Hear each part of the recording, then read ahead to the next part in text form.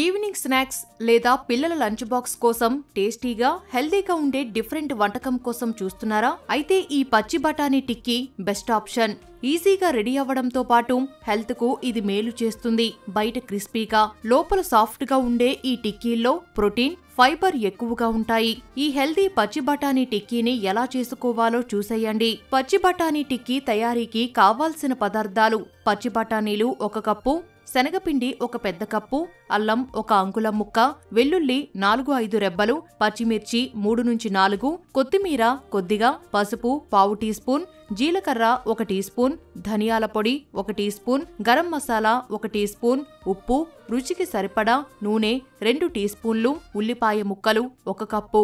పచ్చి బఠానీ టిక్కీ తయారు చేసే విధానం: ముందుగా ఒక మిక్సీ జార్ తీసుకొని అందులో పచ్చి బఠానీలు, అల్లం ముక్కలు, వెల్లుల్లి ముక్కలు, పచ్చిమిర్చి ముక్కలు వేసి మెత్తటి పేస్ట్ లా గ్రైండ్ చేసుకోవాలి. ఒక మిక్సింగ్ బౌల్ తీసుకొని అందులో శనగపిండి అలాగే గ్రైండ్ చేసుకున్న బఠానీ మిశ్రమం వేయండి. ఇప్పుడు అందులో ఉల్లిపాయ ముక్కలు, జీలకర్ర, పసుపు, ధనియాల పొడి, గరం మసాలా, రుచికి సరిపడా ఉప్పుతో పాటు కొద్దిగా కొత్తిమీర వేసి బాగా కలుపుకోవాలి. ఇలా కలుపుకున్న మిశ్రమాన్ని చిన్న చిన్న టిక్కీలుగా లేదా ప్యాటీలుగా ఒత్తుకొని పక్కన పెట్టుకోవాలి. తర్వాత స్టవ్ వెలిగించి ప్యాన్ పెట్టి వేడి చెయ్యాలి. ప్యాన్ వేడెక్కిన తర్వాత దాంట్లో నూనె వేసి వేడి చేసుకోవాలి. నూనె వేడెక్కిన తర్వాత ప్యాన్ మీద ముందుగా ఒత్తుకున్న టిక్కీలను వేసుకోవాలి. వీటిని 2 వైపులా తిప్పుకుంటూ బంగారు రంగు వచ్చే వరకు బాగా కాల్చుకోవాలి. మీకు కావాలంటే వీటిని డీప్ ఫ్రై కూడా చేసుకోవచ్చు.